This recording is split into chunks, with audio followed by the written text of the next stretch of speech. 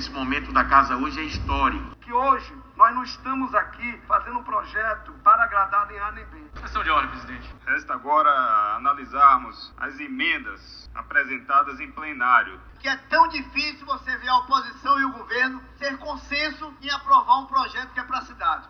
Projeto aprovado à unanimidade, com a participação efetiva de todos os vereadores.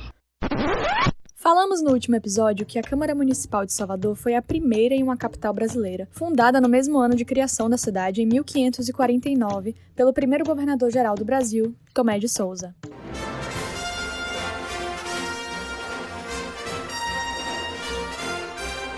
Mas é preciso voltar algumas casas nessa história para a gente explicar como que o processo de colonização do nosso país está diretamente ligado ao papel dos vereadores. Segundo a historiadora doutora Vanete Pereira de Souza, professora da Universidade Estadual do Sudoeste da Bahia, com quem a gente conversou, as câmaras municipais foram um elemento indispensável ao processo de colonização do Brasil. Brasil!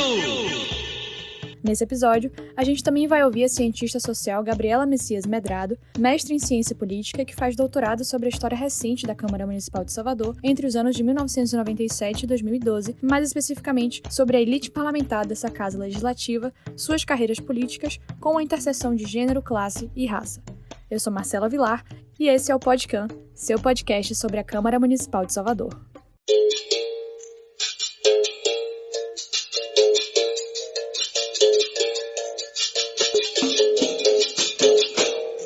Foi no dia 22 de abril de 1500 que a excursão marítima de Pedro Álvares Cabral, com 13 embarcações, chegou à Bahia a mando dos portugueses para colonizar o Brasil.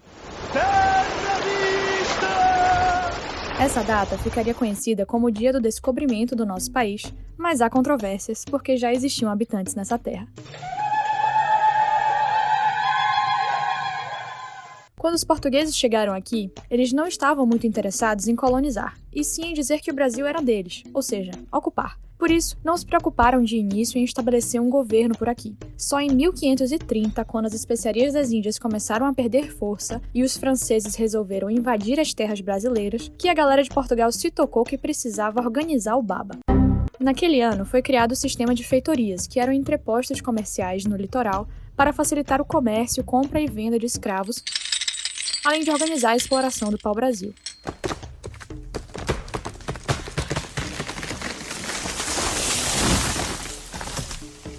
Mas esse sistema tinha muitas fragilidades. Era preciso uma melhor organização da colônia e uma representação que pudesse administrar melhor aquela terra.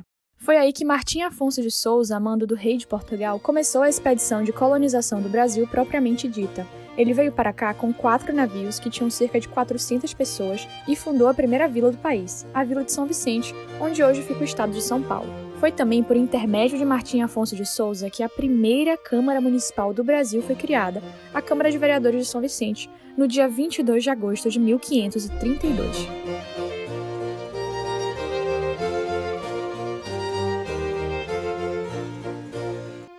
Em 1534, o governo português cria as capitanias hereditárias. Na prática, foi um sistema administrativo que dividiu parte do Brasil em 15 faixas de terras. Elas foram doadas para os chamados capitães donatários, que nada mais eram do que a ralé da elite portuguesa e vários comerciantes, encarregados de cuidar do comércio, defesa e administração daquele território. A capitania da Bahia teve como primeiro capitão donatário Francisco Pereira Coutinho, que chegou aqui em 1536. Ele criou o povoado de Vila Velha, onde é hoje o Porto da Barra. Só que Coutinho não se deu muito bem com os índios e terminou abandonando o barco por não conseguir administrar a capitania.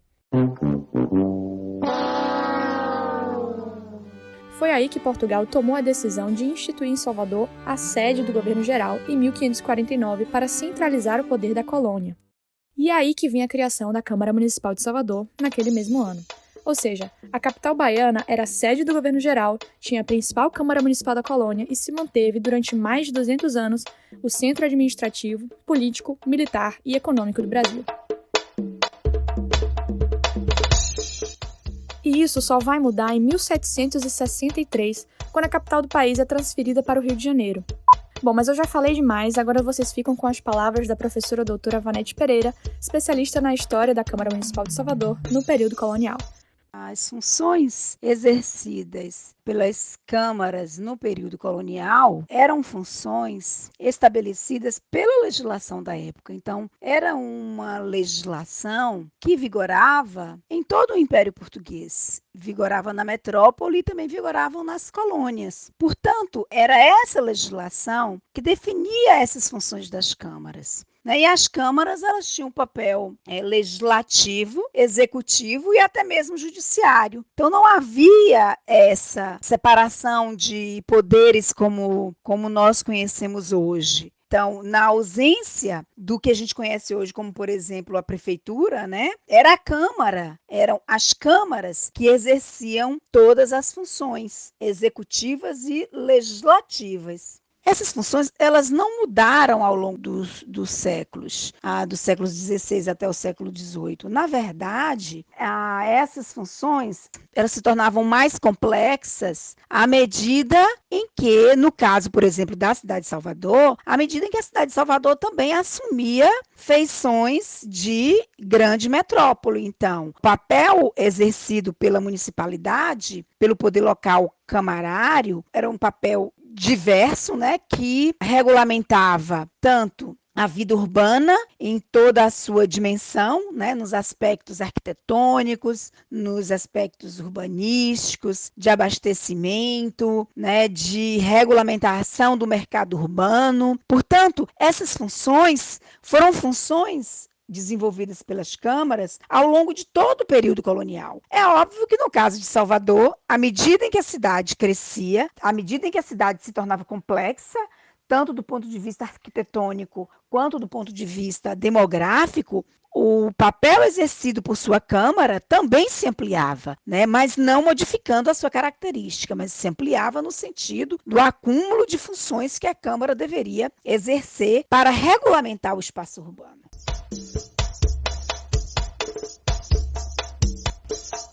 Bom, você pode ouvir aí que os vereadores naquela época não representavam somente o poder legislativo. Você lembra que o professor Edivaldo Brito explicou a diferença desses 3 poderes no primeiro episódio? Pois bem, como não tinha essa diversidade de representação política, ficava tudo nas costas do vereador. Eles regulavam tudo, desde o preço da carne, a quais obras podiam ser feitas, desde a emissão do alvará, a fiscalização dos portos da cidade e a regulamentação e autorização para os exercícios de algumas profissões, além de vários outros temas do cotidiano da cidade. Como o regime não era democrático, era uma monarquia, já viu, Não tinha tribuna popular, não tinha sessão especial, não tinha comissão para discutir e debater determinados assuntos, nem partidos políticos, enfim, era tudo muito diferente, inclusive a composição da Câmara. Não existiam os 43 vereadores como tem hoje. Era bastante diferente do que a gente conhece hoje. Naquele momento, havia apenas 3 vereadores na Câmara e um procurador. Eram vereadores eleitos por seus pares. Não havia eleições diretas, como nós conhecemos hoje. Esses 3 vereadores e o procurador eram eleitos pelos homens bons, ou seja, por aqueles homens conhecidos como os principais da terra, indivíduos que exerciam cargos no interior do Império Português, no Estado português. Portanto, eram indivíduos aptos a eleger, a nomear esses vereadores. Internamente, no espaço camarário, também não havia o que nós conhecemos hoje como comissões. Havia, sim, uma espécie de comissão que eram chamados de pelouros. Então, havia, por exemplo, o pelouro da saúde, onde um vereador era o responsável por discutir, por tentar encaminhar aspectos relativos ao exercício da atividade de saúde pública na cidade. Era uma espécie de comissão, mas não da maneira como a gente conhece hoje. Esses indivíduos, eles não recebiam necessariamente um salário específico. Eles recebiam gratificações pelo exercício de determinadas funções. Por exemplo, a Câmara de Salvador era responsável por realizar anualmente várias procissões. E os vereadores, à medida em que participavam dessas procissões, também recebiam gratificações pela participação nessas procissões. Portanto, o que nós conhecemos como a remuneração, salário de vereador, naquela época era tido como gratificação. Naquela época, essa gratificação era denominada de propina. E propina hoje a gente conhece como algo que não é legal. Vamos assim dizer, do ponto de vista jurídico, não é algo legal.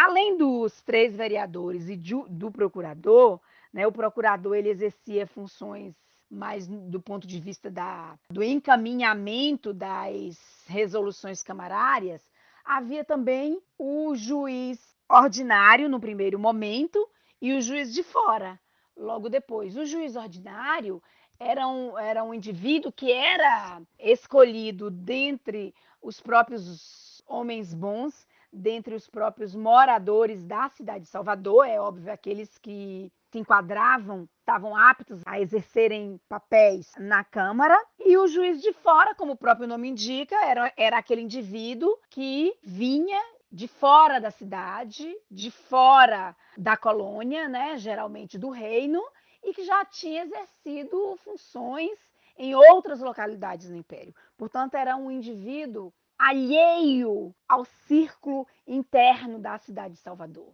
Acreditava-se que, dessa maneira, esse indivíduo poderia exercer com maior isenção as atividades relativas à justiça e relativas à Câmara Municipal, né? Uma vez que ele estava livre das relações familiares, das relações pessoais, porque ele era um indivíduo que havia vindo, né, de fora para exercer aquele papel. Por ser a capital da colônia até 1763, pelo papel econômico que a cidade de Salvador desenvolveu ao longo do período colonial, a Câmara de Salvador acabou tendo um papel sobressalente em relação às câmaras do próprio Império Português. Para se ter uma ideia, a Câmara de Salvador só perdia em importância, e isso na questão de atuação, para a Câmara de Lisboa, a Câmara do Porto, que eram as municipalidades, as câmaras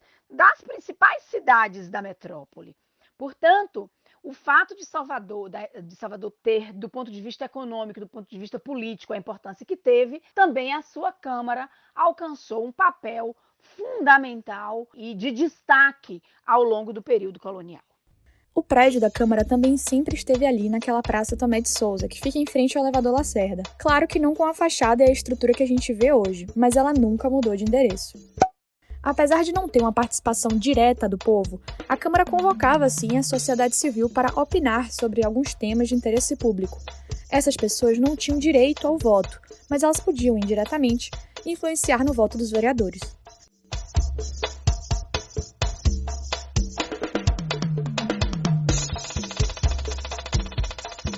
Agora, nesse segundo bloco, a gente vai falar sobre os anos mais recentes da Câmara. A cientista social Gabriela Messias faz doutorado nessa área. A pesquisa dela se concentra entre os anos de 1997 e 2012 da Câmara Municipal de Salvador, com o recorte de classe, raça e gênero. Esses últimos 2 temas ainda estão em desenvolvimento, mas ela deu alguns spoilers pra gente.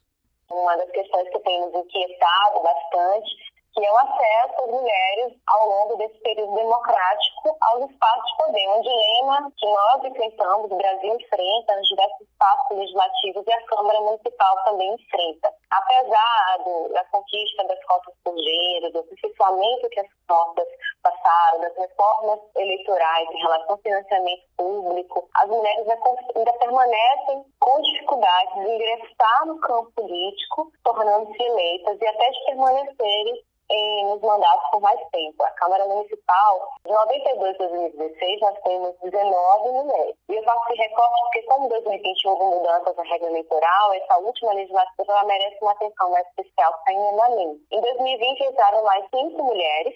Então, assim, as mulheres elas têm ingressado muito lentamente na Câmara Municipal. Você imagina?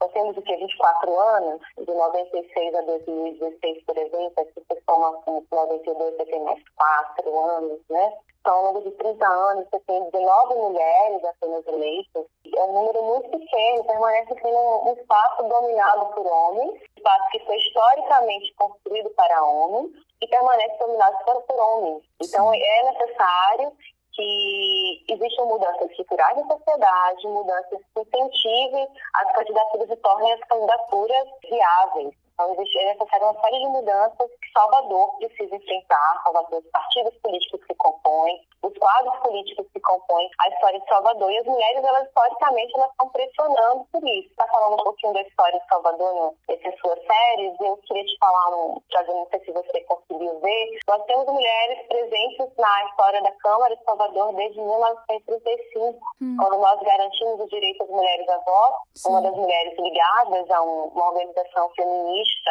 liberal da época conseguiu ser a primeira vereadora pelos registros históricos que a Câmara dispõe. Nos anos 50, nós tivemos mais 3 mulheres, com a Laurentina, que foi a primeira e mais 2 mulheres eleitas, depois veio um regime democrático. Tivemos um ativismo muito forte das mulheres militantes, ligadas a movimentos sociais, com trajetórias de militância que adentraram a Câmara nos anos 80, que participaram da produção da lei orgânica. E depois desse momento de efervescência de que os movimentos sociais, que a sociedade civil estava mais voltada a esse processo de democratização, o número de mulheres foi caindo. Em 92, uma mulher eleita, em 96, uma mulher eleita, e esse número vem crescendo muito lentamente. Então, essa é uma demanda urgente que a gente precisa resolver em relação à Câmara Municipal de Salvador da Representação. Com o aperfeiçoamento das cotas eleitorais que tornaram as cotas obrigatórias, que em 95, quando ela foi instaurada, foi implementada, no Brasil não havia obrigatoriedade do cumprimento das cotas. Você poderia deixar o percentual de mulheres em branco e não preencher com ninguém. E a dado momento, em 2009, essa lei foi aperfeiçoada porque as mulheres pressionaram que houvesse uma garantia do cumprimento da lei. E começou, então, gradualmente, a aumentar o percentual de mulheres, mas muito lentamente. Nessa última eleição de 2020, eu não consigo lembrar especificamente as candidaturas de mulheres, mas certamente se aproximou dos 30%. Em 2016, se aproximou dos 30%, 28% e alguma coisa, se eu não me engano, em 2002, mais um pouquinho, 25% alguma coisa, precisaria rever o dado. Mas é nessa margem, um pouco mais de 25%, beirando aos 30%. Então, as candidaturas, elas aumentaram ao longo dos anos, chegando próximo ao percentual estipulado pela cota de gênero, que é de 30% no mínimo para cada gênero. Como aconteceu no país, é um fenômeno também do país inteiro, né? Mas, apesar disso, das candidaturas terem aumentado, a gente tem o fenômeno das candidaturas fictícias ou candidaturas laranjas. Eu não gosto muito do termo laranja, porque parece que as mulheres estão sendo beneficiadas com essa prática, e nós não somos beneficiadas com essa prática. Mas, na verdade, nós somos prejudicadas, porque nos revela que as mulheres candidatas, elas têm dificuldade de acessar recursos de campanha, e aí você tem recurso de campanha, não é só dinheiro, é assessoria política, é assessoria jurídica, é acompanhamento e gerenciamento, é espaço nas campanhas partidárias. Então, as mulheres permanecem com dificuldade de ter atendimento igual durante as campanhas, atendimento igual dos partidos em relação aos candidatos homens, para garantir que suas candidaturas sejam viáveis, no sentido de terem condições de serem eleitas. E tem a ver também com a estrutura das relações de gênero, o espaço da política ser um espaço construído para homens, por homens. Então, são dilemas que estão postos. Nós garantimos as candidaturas, mas nós não garantimos a eleição de mulheres de forma satisfatória. Gabriela também estudou sobre a carreira política dos vereadores de Salvador, nesse mesmo período de 97 até 2012. Segundo ela, o índice de renovação da Câmara foi alto, ou seja, poucos vereadores se mantiveram no cargo e muitas caras novas entraram.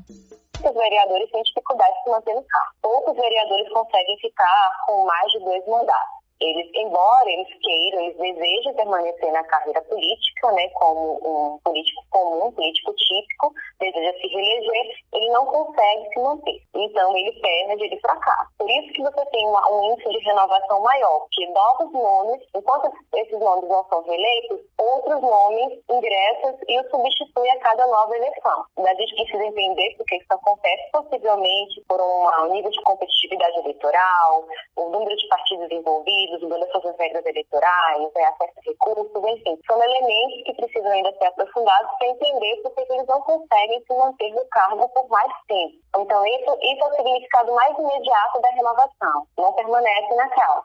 Novos integrantes estão sempre surgindo. Então, quando você me disse que você achava que o índice é baixo, né, ou seja, que os mais vereadores permanecem no cargo, que novos entram, que isso é o significado de você ter um índice de renovação menor, porque imagino que talvez você tenha olhado, Marcela, para as eleições de 2016 e 2020. O meu recorte temporal desse estudo que você trabalhou, ele segue até as eleições de 2012. Depois que você encerra 2012 e entra para análise de 2016 e 2020, parece haver uma alteração no padrão de renovação da Câmara. A gente precisa de um período maior, mais uma legislatura, pelo menos, para entender se esse padrão ele vai se mantendo ao longo do tempo. Mas em 2016, houve uma renovação ainda não vista nos últimos anos. Desde 96, a gente não vê, 92, a gente não vê uma renovação, uma eleição tão alta como 2016. 30 vereadores de 43 conseguiram se manter no cargo. Esse número nada parecido aconteceu antes. Então, a renovação, ela diminuiu. Os vereadores conseguiram se manter, se mantiveram no cargo. Quando você vem para 2020, nós também temos um padrão de renovação menor.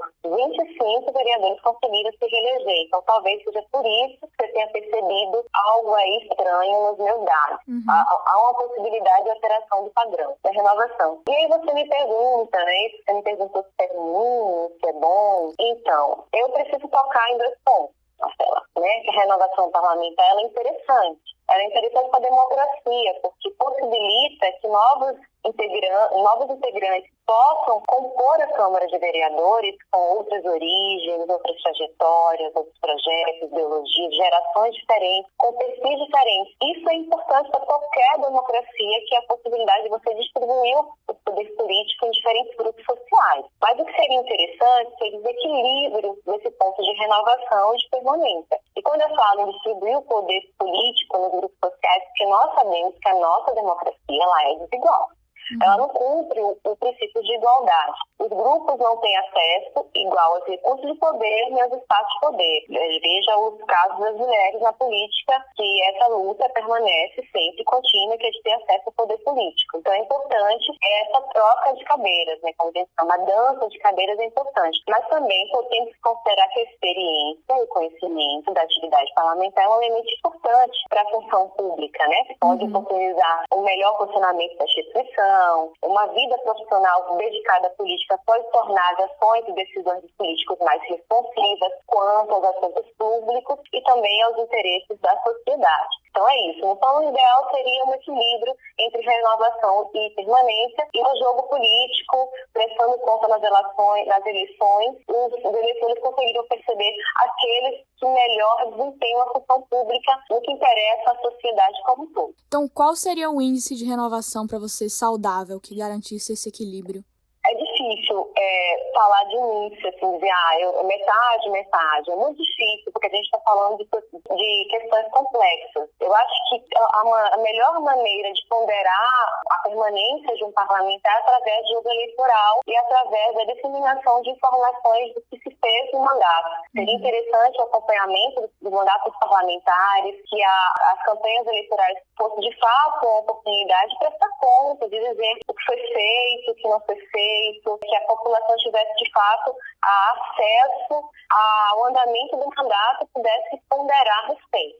Então, é difícil falar de um número, mas é possível falar de uma qualidade dessa relação no momento da prestação de contas. Massa. Não só da prestação de contas, mas do acompanhamento do mandato ao longo de 4 anos. Então, o vereador que está nos bairros, que está nos movimentos, está atuando cotidianamente com a sociedade, com a interlocução.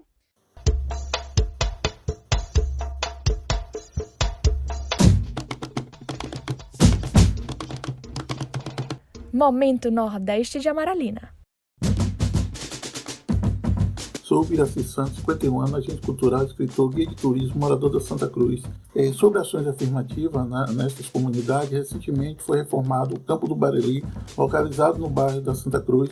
É um espaço de lazer que agrega famílias e visitantes de outros bairros para assistir partida de futebol amador. Essa indicação para o Executivo Estadual aconteceu por meio do vereador Suíca e o deputado federal Jorge Sola.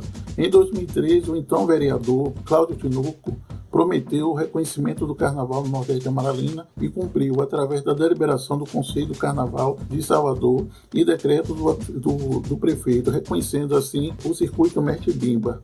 Esperamos que o vereador André Fraga, recém-eleito, em consonância com o Conselho Municipal de Segurança Alimentar e Nutricional de Salvador, o CONSEA Salvador, contribua na implantação de políticas de segurança alimentar e nutricional que cria o sistema e o Fundo Municipal de Segurança Alimentar e Nutricional da capital baiana. Aliás, isso faz parte da plataforma da campanha dele. E a base legal para a implantação dessa lei é a 11.346, de 15 de setembro de 2006, conhecida como Lei de SAM. A gente procurou o vereador André Fraga, do Partido Verde, que disse que o projeto ainda está em planejamento no mandato. A gente mandou um projeto de indicação e um projeto de lei, se eu não me engano, de lei aqui para o município desenvolver o projeto de agroecologia, que já passou até na CCJ, e um projeto de indicação para o governo governo do estado, desenvolver uma política pública de agroecologia também, que de alguma maneira se encaixa nessa pauta, né? Se integra.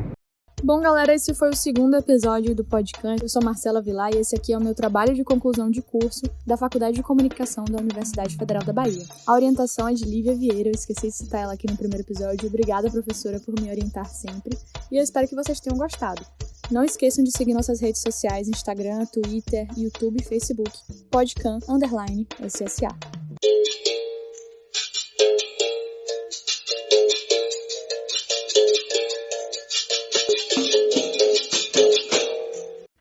Roteiro, locução, pesquisa e edição, Marcela Vilar.